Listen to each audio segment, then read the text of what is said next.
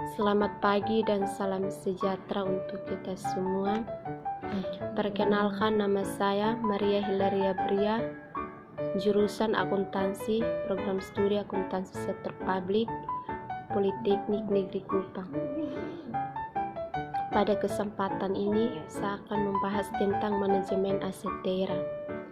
Yang pertama, jenis-jenis aset daerah. Aset daerah adalah semua kekayaan daerah yang dimiliki maupun dikuasai pemerintah daerah yang dibeli atau diperoleh atas beban APBD atau berasal dari perolehan lainnya yang sah. Misalnya sumbangan, hadiah, donasi, wakaf, hibah, swadaya, kewajiban pihak ketiga, dan sebagainya. Secara umum, aset daerah dapat dikategorikan menjadi dua bentuk, yaitu aset keuangan maupun aset non-keuangan. Aset keuangan meliputi kas dan setara kas, piutang, serta surat berharga baik berupa investasi jangka pendek maupun investasi jangka panjang. Aset non-keuangan meliputi aset tetap, aset lainnya, dan persediaan. Sementara jika dilihat dari sifat mobilitas barangnya, aset daerah dapat dikategorikan menjadi dua, yaitu benda tidak bergerak, meliputi yang pertama tanah, bangunan gedung, bangunan air, jalan dan jembatan, instalasi, jaringan, monumen atau bangunan bersejarah. Yang kedua, benda bergerak, antara lain mesin, kendaraan, peralatan meliputi alat berat, alat angkutan, alat bengkel, alat pertanian, alat kantor dan rumah tangga, alat studio, alat kedokteran, alat laboratorium, dan alat keamanan, buku atau perpustakaan, barang bercorak, kesenian atau dan kebudayaan, hewan atau ternak, tanaman, persediaan atau barang habis pakai, suku cadang, bahan baku, bahan penolong, surat-surat berharga. Yang kedua, siklus manajemen aset daerah. Siklus manajemen aset daerah secara umum meliputi tahap-tahap sebagai berikut. Yang pertama, perencanaan. Pengadaan aset tetap harus dianggarkan dalam rencana anggaran belanja, modal yang terkomentasi, dan rencana kebutuhan barang milik daerah atau RKBMD. Yang kedua, pengadaan. Pengadaan aset daerah harus didasarkan pada prinsip ekonomi, efisiensi, dan efektivitas atau via formula, transparan dan terbuka, bersaing, adil atau tidak diskriminatif, dan akuntabel. Pengadaan barang dan jasa juga harus meliputi ketentuan peraturan perundang-undangan tentang pengadaan barang dan jasa instansi pemerintah. Yang ketiga, penggunaan atau pemanfaatan. Pada saat penggunaan harus dilakukan pencatatan mengenai maksud dan tujuan penggunaan aset atau status penggunaan aset, unit kerja mana yang menggunakan lokasi, dan informasi terkait lain. Untuk optimalisasi aset yang ada, pemerintah daerah dapat memanfaatkan aset yang terlebih atau menganggur dengan cara yang pertama, disewa dengan jangka waktu maksimal 5 tahun dan dapat diperpanjang. Yang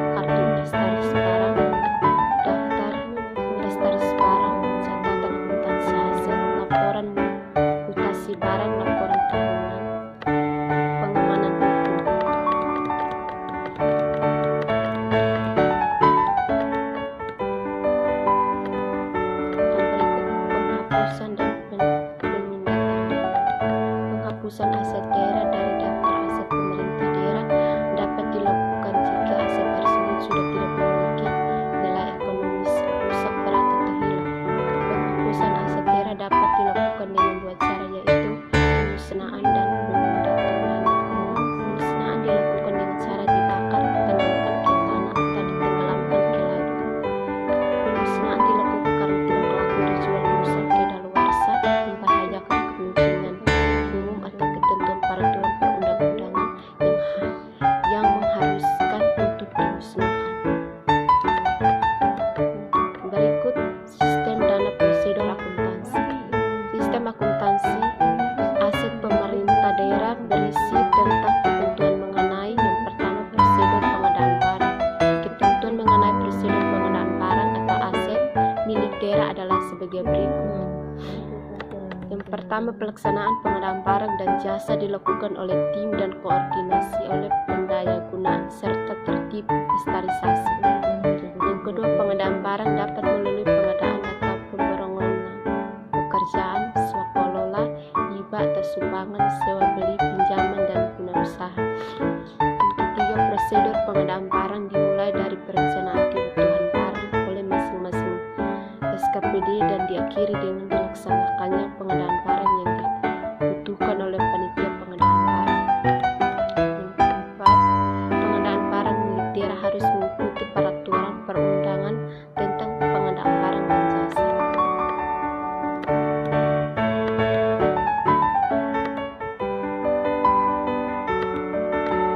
Prosedur penyimpanan dan penyaluran. Ketentuan mengenai prosedur penyimpanan dan penyaluran barang milik daerah adalah sebagai berikut.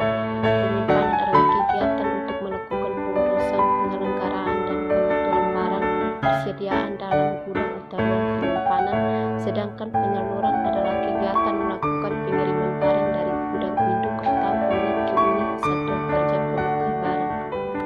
Yang kedua, prosedur penyimpanan dan penyaluran barang dimulai dari penerimaan barang dari supplier atau pihak ketiga dan diakhiri dengan disalurkannya barang yang dibutuhkan oleh unit atau satuan kerja yang memerlukan.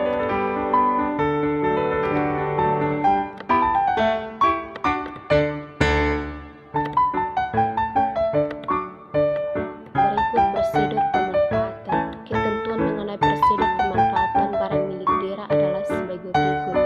Pemanfaatan barang adalah aktivitas yang meliputi sewa barang dan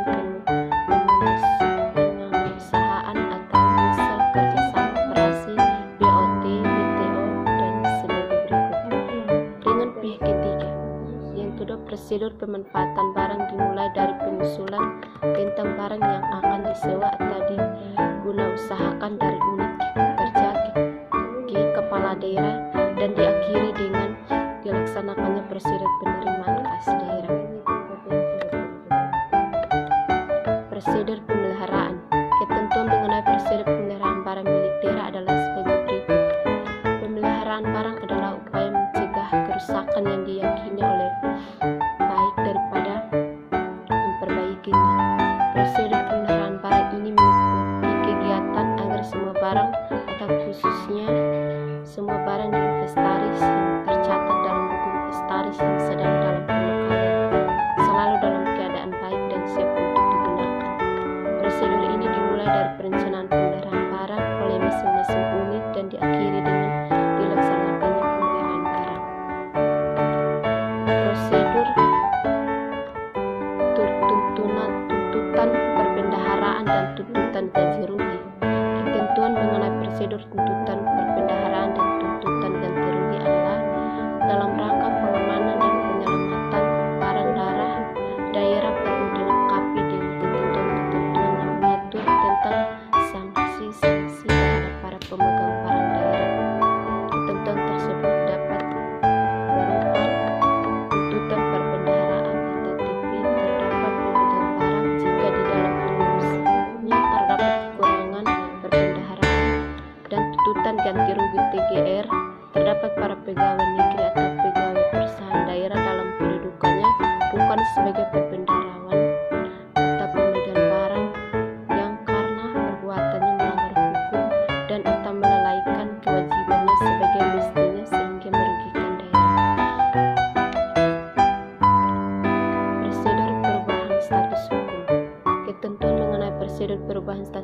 hukum barang milik daerah adalah sebagai berikut. Perubahan status hukum adalah setiap tindakan hukum dari pemerintah daerah yang mengakibatkan terjadinya status kepemilikan atau barang daerah. Termasuk dalam tindakan ini adalah penghapusan barang dan pelepasan hak atas tanah dan atau bangunan. Yang berikut prinsip-prinsip manajemen aset daerah. 3 prinsip dasar manajemen aset daerah adalah sebagai berikut. Yang pertama, adanya perencanaan yang tepat, pelaksanaan atau pemanfaatan secara efisien dan efektif, pengawasan atau monitoring. Adanya perencanaan yang tepat. Pemerintah daerah sangat diharuskan untuk memiliki atau membuat perencanaan kebutuhan aset yang digunakan sebagai rujukan dalam pengadaan aset daerah.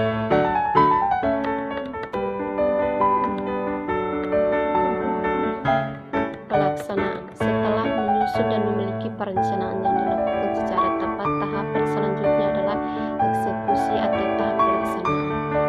Dalam pelaksanaannya harus mengadapkan dan memperhatikan prinsip-prinsip seperti efisiensi, efektivitas, transparansi, dan akuntabilitas. Hal ini bertujuan supaya bisa optimal dan mengelola aset daerah yang dimiliki. Pengawasan.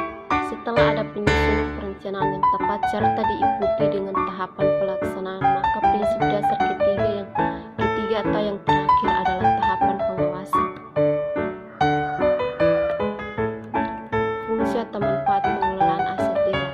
Setelah mengetahui ketiga prinsip dasar mengenai pengelolaan aset daerah sekaligus dengan ditindaklanjuti dengan tahapan penerapan, maka diharapkan output dari perencanaan, pelaksanaan, dan pengawasan aset suatu daerah memiliki fungsi atau manfaat, yaitu terwujudnya ketertiban administrasi mengenai kekayaan daerah, baik yang menyangkut inventarisasi tanah dan bangunan, sertifikasi kekayaan daerah, penghapusan dan penjualan aset, terciptanya efisiensi dan efektivitas penggunaan aset daerah, pengamanan aset daerah, dan tersedianya data atau informasi yang akurat mengenai jumlah kekayaan daerah. Tips atau strategi optimal agar bisa mengoptimalkan dalam pengelolaan kekayaan aset yang dimiliki suatu daerah, ada beberapa tips yang perlu dilakukan atau diterapkan. Yang pertama, identifikasi dan inventarisasi nilai dan potensi aset daerah. Adanya sistem informasi manajemen aset daerah, pengawasan dan pengendalian pemanfaatan aset.